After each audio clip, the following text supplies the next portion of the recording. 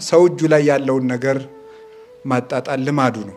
የቀረበነው ነገር ሁሉ እየቀለለብን ይመጣል እና ወርቅ ውድ የሆነው በቅርበት ስለማይገኝ ነው ይላሉ የኢኮኖሚ ባለሙያዎች። ውሃ ደግሞ የወርቅ ያህል የማይወደደው ቶሎ ቶሎ ስለሚገኝ ውሃን የሚያከብረው የለም እና የሀገራችን ሰዎችም እናቶቻችን ምን ይላሉ? ጤና ክብር አይመስልም፣ ውሃ ሀብት አይመስልም ይላሉ። ጤና ክብር አይመስለውም ለሰው ልጅ። ከሰው መሀል ያቆመን ጤና ስላለን ነው። ባይኖረን ከሰው መሀል መዋል አንችልም ነበረ። ሰው ግን ጤናው ክብር አይመስለውም። የሚያስከብር ጤና ነው።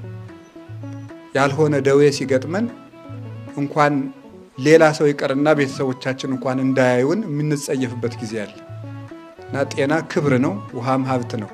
ግን ሰው በጠባዩ አጠገቡ የሌለውን እየናፈቀ ያለውን እየናቀ የሚኖር ጓጊ ፈላጊ ፍጡር ነው ሰው። እጁ ላይ ያለ ነገር ምን ጊዜም ይቀልበታል። ሁሉም ነገር ስንደርስበት እየቀለለን ስናገኘው እየናቅነው እንኖራለን።